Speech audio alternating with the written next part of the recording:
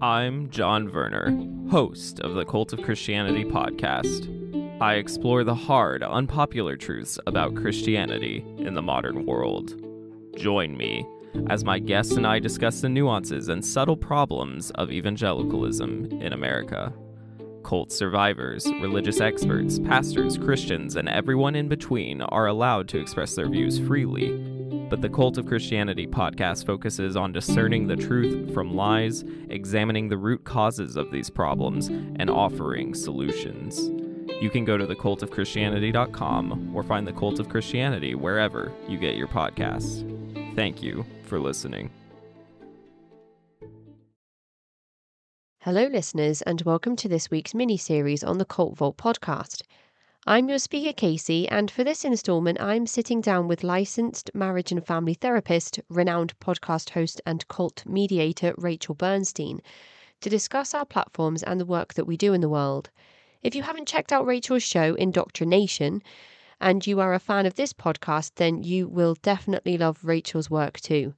If you are an IndoctriNation listener and you found your way here to the Cult Vault podcast, hello and welcome. I hope you enjoy the show. Also, a massive hello and welcome to Nancy, Nicole, Alyssa, and Dylan, newest patrons who have signed up to support the podcast. I really appreciate all of you being here, and I hope that you enjoy your exclusive content. To support the show from as little as £1 a month and to gain early access to full-length and ad-free episodes, please visit patreon.com/thecultvault. CrimeCon 2023 is on the horizon, and I would love nothing more than to have a drink with some of the listeners in London on June the 10th and 11th. I have some special announcements for this coming soon, and tickets are selling fast. To get yours with a special 10% discount, you can use the code CULT at the checkout. And now, here is Rachel. It is my pleasure to be talking to Casey from Cult Vault. I love the name of your show. It's fantastic. And this is going to be a nice crossover episode for both of us. So I'd love you to say hello, and then we will start our banter.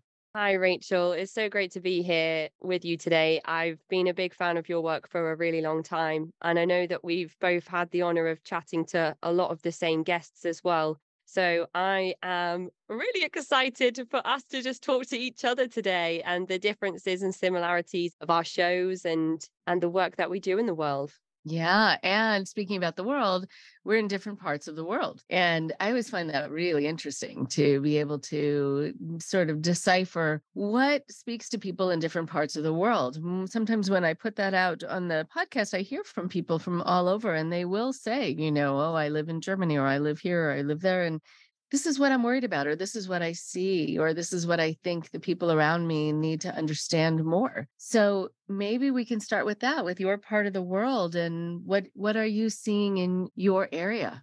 Well, specifically in my area of the world, I am in Liverpool in the United Kingdom, and there is always a lot going on over here in regards to football. Over here, we have the red and blue, but it's a bit different to your red and blue, the Everton and Liverpool football clubs. And there's unfortunately occasionally stuff in the news about gun violence, which is quite shocking over here because, of course, we don't have guns and gun laws, or gun laws that allow us to carry any type of firearm. Also, we see a lot about the human rights movement, LGBTQIA community, and a lot of emphasis on growing marginalized community groups in Liverpool. And I think that's part of the reason why I love being here so much. It's a really inclusive community, despite what people hear in the news about football hooliganism and gun violence and the criminal underbelly of drugs and car thefts. We are so close to the water here where the ferry leaves for Ireland. A lot of cars are deported that way, and that's why it's a big hotspot for crime. But it really is such a beautiful and colourful and vibrant and inclusive city, and I absolutely love it. I moved here around 12 years ago, and it just stole my heart. So I'll have to stay here until I get it back. And I don't see that happening anytime soon. Specifically, what's happening in my area at the moment is lots of strikes. The bin collections are on strikes, and the trains are on strikes, and the nurses are on strikes. And I think that this is quite interesting because I've been thinking and talking a lot lately about disenchantment in society and how it's a very razor edge time in terms of vulnerabilities where people might be more susceptible than usual for falling into cults, high control groups, or the rabbit holes of conspiracy theories, which is something that I began to think about differently after coming to your ICSA panel this year. Okay, good. So I have a bit of a Liverpool background, I suppose. I found out that actually some of my ancestors stopped there as they were coming by boat from Eastern Europe. But I studied there for a term in the 80s and was at the University of Liverpool and worked at the Liverpool Council for Voluntary Service and at a special needs school for really severely disabled children. They were so sweet, and they just really needed a lot of care. And I remember the Albert Dock having been this building that was, the windows were all broken. It was sort of a sanctuary for pigeons, basically. I took some black and white photos there that could have been from 100 years before because they looked very dated. And now I know it's a maritime museum and a shopping center and all these things. And I learned how to pronounce the Albert Dock. I had to learn how to say it just right. But it was a beautiful city, multicultural and gritty at the time, but growing into something beautiful. But there was a feeling of connection and camaraderie, and people know their neighbors. And that was new for me from where I was from in Los Angeles, where I knew people, but it's not that same kind of feeling. And I've thought about that a lot with people who get involved in organizations where they're looking for connection, they're looking for community, and how it might be so strong as a preventative measure if people sitting alone in their flats would have someone come by and say, "Hi, would you like to come for supper? Would you like to basically not feel alone in the world?" Because I think that does promote a lot of people being open to connections that are not necessarily healthy ones. That is a really interesting observation because I spoke to Alexandra Stain just 2 days ago, and we were talking about how there's been a shift in social clubs and groups that people might join, and the pubs are closing down all over the UK, and social hotspots that people would typically have spent time in around the 70s and 80s don't really exist in the same way that they used to. A lot of people are buying cheap alcohol and drinking at home as opposed to visiting the pubs with the higher prices. So because there is less of that community vibe in a lot of English areas and areas of Britain, that could be a reason why there is an increase in coercive control cases in the UK. And I think that also extends to the growth in the digital age as well, and how easy it is for people to find some type of connection or community in a virtual sense as opposed to a physical sense like you would find in a chess club or a social club whose numbers are dwindling at this point. So that's really interesting. I've just had that conversation. Yeah, I mean, it was very moving to me to know that I could be somewhere just for a few months and make connections and have professors who were really able to reach out. And I got invited to homes in Wales. But it was incredibly beautiful. And just being in someone's home where there was a hearth, but people taking the time, making the effort, I think so much would be cured because of that and prevented because of that in general. Because I know I talked to many people who will say I stayed for much longer than I realized I should have just because I didn't want to leave a community. And that's very powerful. I really love that you've been able to experience the culture of the city, even if it was a long time ago. And just to be able to explain to you where I live and then for you to say, yes, I've been there and I felt the same way, means that I'm definitely correct in the effect that the city has had on me as a person. It really is a wonderful place to be. And it's funny because it's very much a Labour constituency, and there's been a call for Liverpool to go through its own independence a vote so that it can become sort of its own region, which I thought was quite funny. Independence for Liverpool. So I don't know if that's a good thing or a bad thing, but yeah, it's a wonderful city. I love being here. And Betsy Coed, that's another example of how you can go from Liverpool to Wales, which is a different country, in sort of a 30-minute drive, and it's absolutely beautifully picturesque in Wales. It's phenomenal just to be able to take that drive and be out of the city and into the countryside, where some of the most beautiful areas of the United Kingdom can be found. Yeah, it's wonderful. And of course, I had to take a ferry across the Mersey because I had to, because of the song. So it was really lovely. I wonder about you, and I know you've talked on your own shows about this, but what brings you to this interest and wanting to also make your mark in being a resource to the public? Absolutely. I find myself in a position that was never intentional. I started the podcast during the first phase of lockdown with a newborn baby and a partner that had a full-time job that he had to continue doing throughout the pandemic, and no support from outside sources. No friends or family could come and visit, and really just needed something that was separate to motherhood, which is the greatest gift to me. I absolutely adore being a mother, and my children are both so beautiful. But sometimes, especially when you're breastfeeding, it can feel like very overwhelming. And when you're stuck in the house and you can't leave, and you're just in the same routine, which is very good actually for babies. Routine is very good, but sometimes it can be a little bit stir crazy for me. I don't want to speak for everybody. And I think it's okay to feel that way. It's sometimes, I think,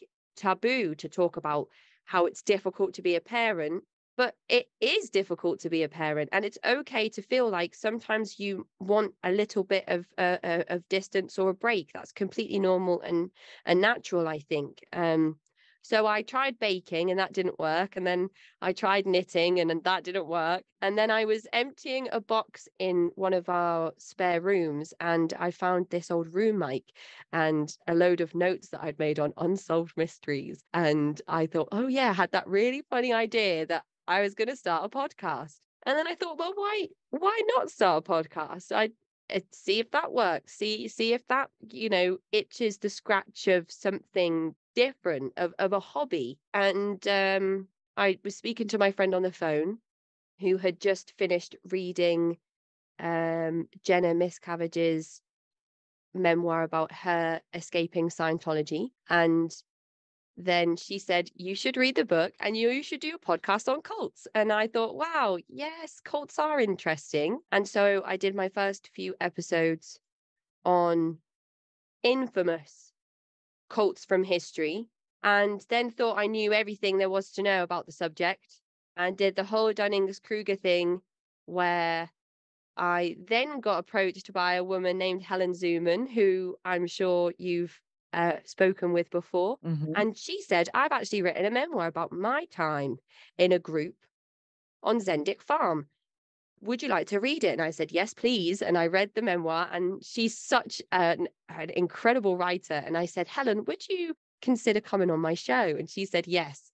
And I was like, my back was dripping with sweat throughout the whole interview. And I was so nervous. And I called it a sex cult at one point, and she told me off.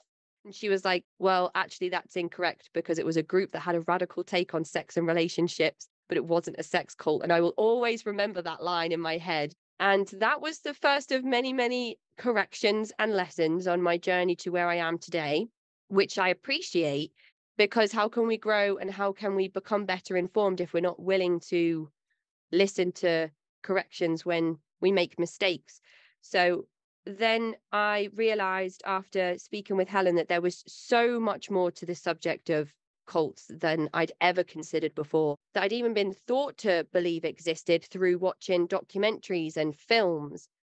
And after I released my interview with Helen, more and more people started emailing with the wish to share their story. So the podcast just kind of changed from there. Helen's entrance into my life changed the trajectory of the show and my life now, because I can't see myself doing anything different. I feel like I'm almost 3 years into this now and 200 and something episodes later. And it's almost like I've self-trained in a new industry because I'd never had experience in podcasting before. And now here I am outside of the lockdown as a full-time podcaster. It's quite amazing. I have something similar where I never thought I'd be doing a podcast. So when you talked, first of all, about the challenges of being a mom, even though, you're loving it and, and loving these new human beings tremendously, it is okay to admit that you need a break, or you need to have adult conversation, or you just need to have quiet time, or you need to just be thinking about nothing in particular and no one in particular. And that's okay. And then you can come back refreshed and then be more present and be the mom you want to be in a greater way. And what I find interesting about that is just being able to say, this is how I feel, and it's okay. Most of the population that I deal with, they don't have that luxury. They are told how they're supposed to feel about things. And if they don't feel that way, they're thinking and feeling wrong. And it's punishable somehow by the leader or by God or whatever the philosophy is. So I think people who have never been in a cult experience don't realize how huge it is. Huge. For you to be able to say, you know what, I have this thought, and it may or may not be a popular one, but it's true, it's real, and it's okay for me to feel it. I mean, that it's such a symbol of freedom to be able to do that, and one that I think people don't realize in terms of just how important it is to have, and how that's taken away when you're in a cultic system. And then the idea of something not being a sex cult. I also learned from hearing people who are in many groups that the media then would just sort of get it to this moniker of sex cult. And then it became very difficult for people to want to come forward and say, I was in this group, because now it's connected to this term. And for some people, it's not at all about sex. Often it's, that's not either the intention, or that's not why they got involved. And it might just be happening to some of the people there. I also learned about the term victim. There are some people who take offense to the term victim. So I'm careful not to talk about someone being a victim of a cult, but I'll ask them how they refer to themselves in relation to their experience. Because not only there's nothing wrong with the word, and some people are fine with it, and they say, yes, that I was victimized, so I can call myself a victim. But for other people, I think they're not wanting to be classified. And also with a lot of these large group awareness trainings, the EST and LifeSpring, et cetera, there's the real pathologizing of the word victim, that you have to sit in the victim's row. And if you were abused as a child, then you're kind of getting into your victim self, and somehow that's a put down. So, all these words are so charged. So it's interesting that you had that experience, and it's good to be open to that. I've needed to do the same. Yeah. And I think I was researching Zendik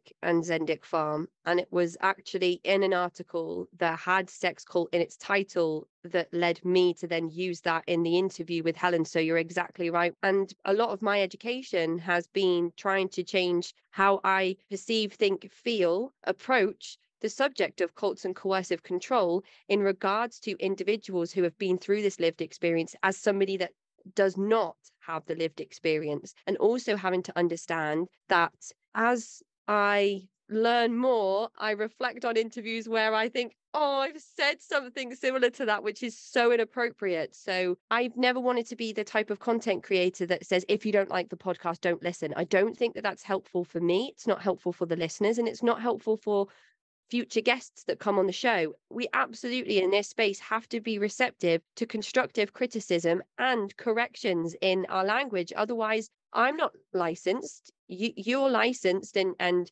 I can't work in a kind of therapizing or counselor position. And I make a real conscious effort not to say anything that's armchair diagnosing, to not give any type of therapy advice to anybody.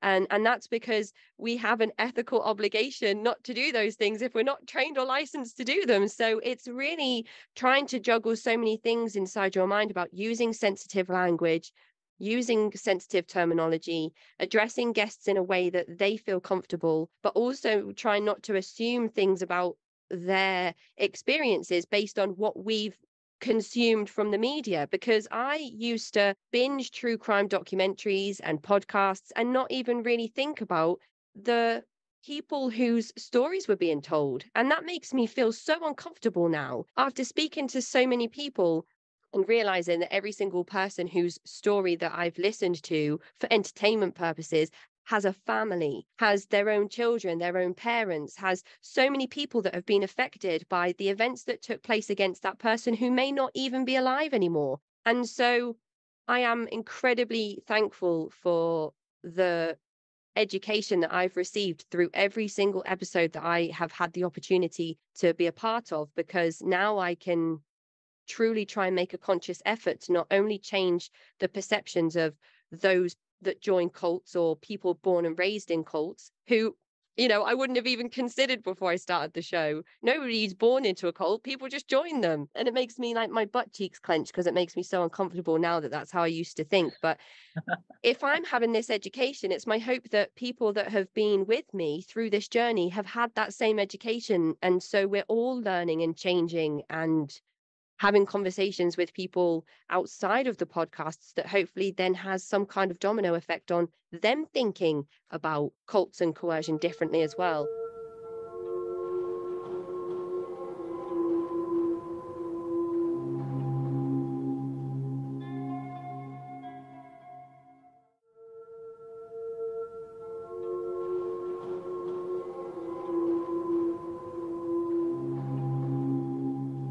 There's something really very powerful about apologizing, and not just apologizing, but having it mean something, meaning that you then shift how you are and what you're doing so that you don't do that again, whatever that is that bothered someone. Because with all the families I've worked with over the years, one of the things that stays with children is saying that their parents never apologized for the things they did, or they never took responsibility. They never acknowledged. Same thing happens in cults. So you don't have a cult leader who apologizes, who takes responsibility. It's all back on you. So there's something actually monumental without you realizing it for you to say, oh, thanks for letting me know.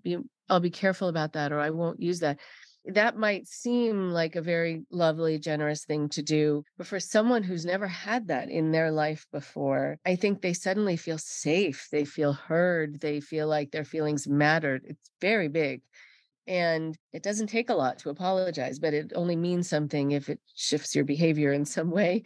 And I mean, there was actually one person who said, no, you have it wrong. My cult leader apologized for things. And I said, so can you give me an example of an apology? Was, yeah, they would say, well, I'm sorry if you misunderstood what I was saying. I'm sorry that you are so weak that you couldn't tolerate what I was trying to do for you. That's not an apology. It's just reinforcing of a message that the person wants to get across to you, and it's an insult. It came out like an apology, but it really wasn't one. So it's more of that kind of tricky language that we see, very slippery language within manipulative relationships and within cults. I'm wondering about some of the stories you've heard about people who were kind of taken in by that kind of slippery language, thinking that the person they were dealing with was really fair-minded or kind, but at the end of the day, really were not. I'm sure you've heard some of those stories. There's been so many different stories that are similar in that vein. And I think what is interesting to me when I do the show is I find people's stories interesting, and I find the connections that you can weave from one group to another absolutely fascinating. I can't seem to stop myself from thinking or saying, oh my goodness, that sounds just like such and such who was in this group when this happened to them. And my mind is just always connecting all of these dots. But the group that sticks out for me the most in terms of the insidious use of language to say one thing and do another, or to say something that actually later on means something else, is Shinchunji. And they have this worldwide process that they apply to all of their groups in all of the countries that they exist within, where they proselytize mostly on university campuses. And they invite people to something that seems innocuous, a Bible study. And then they ask individuals if they want to commit to 12 weeks of Bible study. And then after those 12 weeks, they invite people to a session where they reveal to the individual that all of those other newbies that joined the Bible study alongside them are actually historical members of Shincheonji who have all been reporting back to the Bible study teacher your movements, your thoughts, your feelings about Bible study, about the group, about whether you're going to stay on after your 12 weeks. And then it's revealed to them that actually the name of the group is Shincheonji, which they haven't told you up to this point, and that they believe in a South Korean Messiah, and then go on to tell you all about Lee Man-hee. And I just think that it's all so cloak and dagger, and it's all so restrictive in the information that is given, or the information is manipulated in a way to make you think that it's something different to what it is. There's a lot of stuff in the media about it now in regards to New Zealand and Australia trying to get some type of legal framework in place to tackle groups like Shincheonji because of the nature of the information control. So in regards to tricky language, I think it's that group that I come back to more times than not. It's interesting. And so that's a group that we haven't yet talked about on this show. So yeah, if you can let us know a little bit about the group, that'd be great.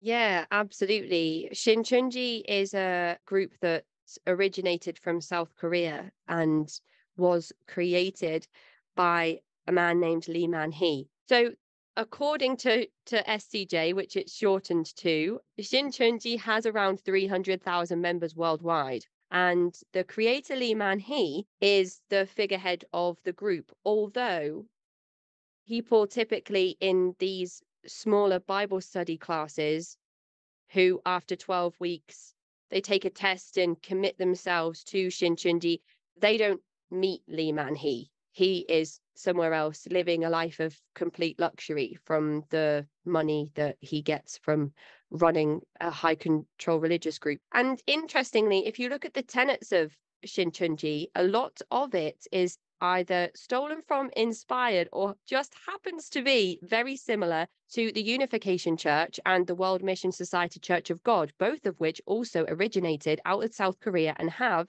South Korean leaders who present themselves as messiahs. So I think that that is fascinating. That's the sort of stuff that gets me sort of like, okay, so what year did they all become established religions, and when did parts of their core doctrine change, and did it happen to follow suit after, you know, the Unification Church, being the biggest of the three, made changes to their own structure and their own dogma? And I think that that is really interesting. But the more that I learned about Shincheonji, the more that I realized that there is a lot of cultic language within the group that we wouldn't necessarily understand as lay people sitting in a coffee shop next to one of these Bible studies taking place. So they have WhatsApp groups made up of leaves and fruit. So if I was to be approached on university campus and asked typically something like, do you believe in God?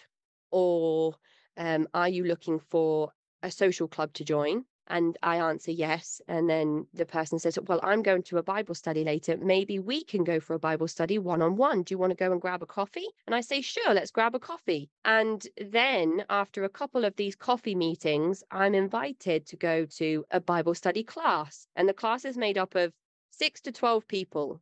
And I'm told that within those 6 to 12 people, myself and 10 others are all new members. They're all university students and they're all looking for exactly the same thing as me.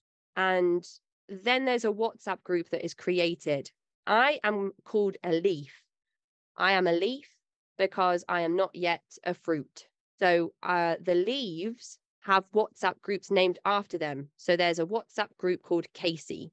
And within that group, all of the other members of Shincheonji who are posing as leaves, but actually are established members of the religion, they all contribute bits of information to this WhatsApp group that I have absolutely no idea exists. They're swapping information on my routine, my friends, how I think and feel about the Bible study sessions. And then the Bible study teacher comes to me with this almost enlightened, omnipotent knowledge about me struggling in my psychology class or me having difficulties with my boyfriend. And that of course, only feeds into my belief that this is the place that I should be. And then after those 12 weeks, you're invited to this small ceremony where it's revealed to me that all the other leaves in the Bible study group are actually members of Shincheonji, and they couldn't tell me because they needed me to find my own way, and they needed me to make sure that I knew that this was the right decision for me to fully commit myself to the group. And they were so worried that if they would have told me the truth, I never would have been able to make that journey independently. So this is kind of what I mean when I say that the universal tactics that are used around the world by this group, it doesn't matter if you speak to somebody from America, if you speak to somebody in Australia, if you speak to somebody in the UK, the MO of Shincheonji is exactly the same. And it's, again, that tricky language and positioning it as if they were doing me a favor. So these established members of Shincheonji that are posing as leaves, they are called fruit. And the fruit go out and they proselytize to find leaves, and then the leaves become the fruit, and then the fruit is deployed to use exactly the same recruitment tactics that was used on them in the first place. Wow. Okay. That whole idea that they withhold information from you for you is very trippy. That whole idea of like lying by omission or commission for your benefit is sort of across the board. If you had known, then you wouldn't have gotten involved, and then you couldn't have been saved, blah, blah, blah, blah, blah, blah. It really is just blah, blah, blah, because that's meaningless. Because ultimately, the way I think people can be treated most respectfully is by being able to make a fully educated decision.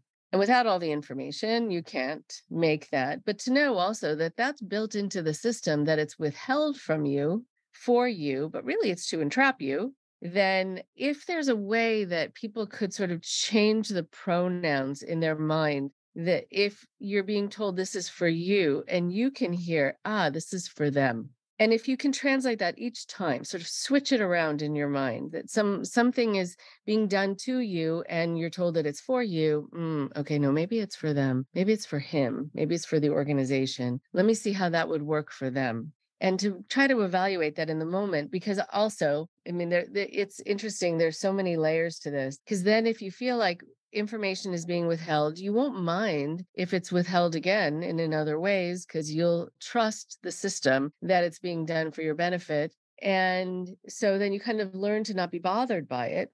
And you also learn to not explore, to find out information, because you know that if you can't gain access to it somehow, that's for your benefit. But it also sets up reciprocity. Then you might feel like you want to give back to this group that is doing the heavy lifting, like they're knowing what they need to withhold from you in order to save your soul. So you're then in a position where you feel you have to be grateful and thank the people who are keeping you in the dark. Wow. Yes, that's exactly it. Yeah, yeah. And of course, we spoke earlier and you talked about how important community is. I remember how much my life changed from moving from a tiny, tiny little seaside town where everybody knew everybody up to a major city like Liverpool, and how much my life changed in those first 12 weeks of university. I was in a completely different place in the country. I was away from all of my friends and family and everything that I'd ever known. I was being offered alcohol. I was working in a bar back home, but it wasn't interesting for me to drink because I wasn't in that social environment.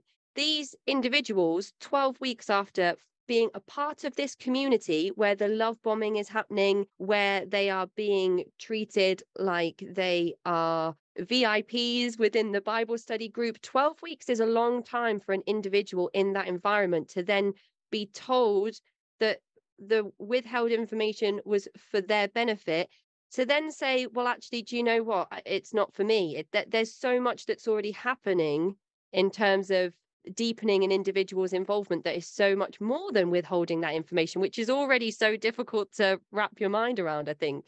Oh my goodness, yes. And also the idea that there are people who are posing as first-time students and who are not. That also happens almost across the board. And someone is collecting your information, siphoning it off to the leadership, posing as someone who's just interested in you and engaging you in a conversation, and you're opening up to them because you think they're in the same position you are, and just as innocently there as you are. It's reminding me, there's a group called the Kabbalah Learning Center, and I went to go investigate it when people were coming to me saying that they had had certain experiences that they thought were problematic there. They're all over, but there was one near me, and I went to go check it out. And they also said the same thing. And so I know to know now that that's not true. And they say, "Oh, thank you. You're all new students here, and this is your first time. Welcome."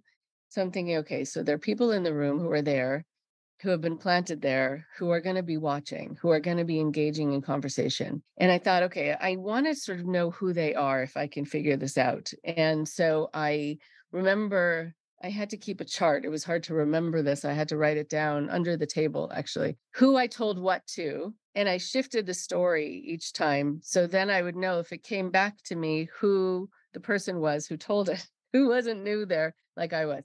Once you sort of learn, you kind of get into the head of a PI, I guess you sometimes need to do that. I was just thinking private investigator. That was what I was just thinking. Yeah. Right. Because I thought, who is really the person here who's being used? I mean, they're being used. There are victims in this story too. They think they're doing the right thing by pretending to be something they're not. So already you're given carte blanche to basically lie to others and to deceive them, which a lot of people leaving cults feel very bad about. They know they were utilized in this way and they feel very bad about it. But it wasn't too hard to figure out who that person was. When I went back I had to go then back for a second meeting so I could see who would approach me with what information. I knew who the plant was. But I thought this shouldn't be happening at all. I mean, there's a part of me that thought, okay, good on me that after a couple of decades of doing this, I've sort of learned the system. But what? This shouldn't be happening at all. People are going to a spiritual organization or whatever it is because they're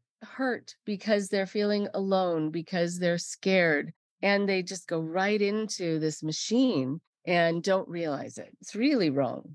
It is, and it's a nuanced thing by this point. It's a tried and tested methodology that is probably more successful than not. And what comes into play there in my mind with these types of environments where there are plants in the audience or in the group is also the kind of Solomon Ash conformity aspect of things. Because if everybody else is saying, this is the most amazing thing I've ever heard, I wish I had access to this information 10 years ago, this is going to change my life. And you're sitting there thinking, I didn't hear anything that sounded like that was going to do that for me. But if there's a number of people in the room who are all echoing those sentiments, then you start to think, oh, maybe I'm interpreting things wrong. Maybe this is the best thing in the world. Oh my goodness, I'm so lucky to be here. There's so much that goes on. And I find it so fascinating deconstructing all of these things, but then think to myself, how does anybody ever have a chance when it's not just one manipulative tactic that's at play, but several that all interlink and all bolster each other into creating an airtight grip on an individual who is at their most vulnerable? Perhaps it's interesting, but it's deadly sometimes, these combinations of manipulation. Right. Yeah. I mean, that is at its extreme, and that is what's possible. And that's why it's good to, keep track of these groups and watch as much as you can. But I like the way you said that. Yes, it's airtight. And then you have people who are so enthusiastic and you wonder why you're not, and you wonder what you're missing. There is this idea of the majority being so influential. And if you feel like you're the only one, it's very hard. And you also can sometimes have people turning on you. I had that one time when I was on jury duty, when I was the only one. It was like a 12 Angry Men situation where I was the only one who really thought this person was innocent. And meanwhile, I was nursing at the time and I really needed to go home. And it was a Friday afternoon. I knew there was going to be traffic and I was in pain, but I thought that's not enough of a reason to send someone to jail. And people did turn on me because they really wanted to go home and they wanted conformity and I thought it's so interesting that if it mattered to me that they didn't like me, I could imagine voting along with them, just because it would make my life easier. But then I knew it would make this man's life a lot harder, that there wasn't enough evidence to put him away, but people were just, afraid of being disliked in the jury room. Really? That's a reason? I think it's hard, though, also because there's this social contagion. And so even if people are not enthusiastic at the beginning, they become so. And I don't know if that's something you've come across where people said they were sort of caught up in something because the people around them were.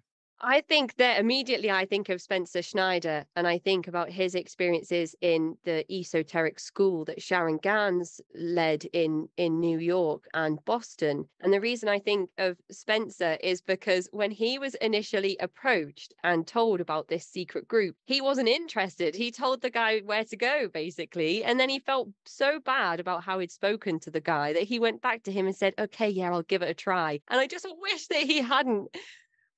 But when I think that's the kind of thing that I go straight back to when you mention somebody that really wasn't on board to begin with, but then Spencer was involved in this group for over 20 years after that initial meeting that he went to. So I think that just goes to show how our human nature can win out when we feel like we might have upset somebody. How interesting. Right. So then I think about the people who judge people for getting involved in things like this. And really often it's these stories. It's someone just being a mensch, someone being nice. But there are people who have a code that they follow by that dictates how they behave. And he felt bad about how he was and how he interacted with this person. So then he acquiesced. It's often these very wonderful, lovely qualities that are the ones that are tapped into, or the ones that hold you to a certain standard that then a manipulator can absolutely take advantage of. Yeah, absolutely. And then that makes me think of Jarette Bouillon when I think about her good nature and how warm she is and how open she is and trusting and all of those qualities that Jarette has astonishingly been able to hold on to despite her experience.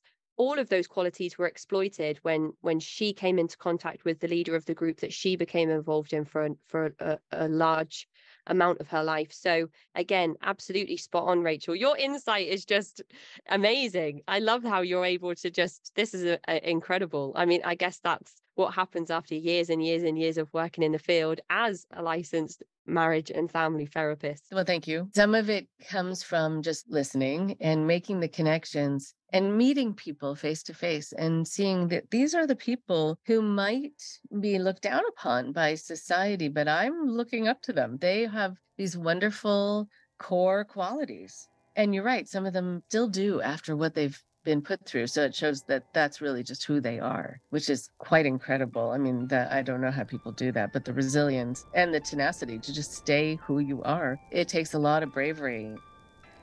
That is the end of part 1 of my conversation with Rachel Bernstein from IndoctriNation Podcast. To find Rachel's show, please follow the link in the episode description. To get in touch with me, you can find me at cultvaultpodcast@gmail.com or follow me on Twitter and Instagram @cultvaultpod. I'm your speaker, Casey, host of the Cult Vault Podcast.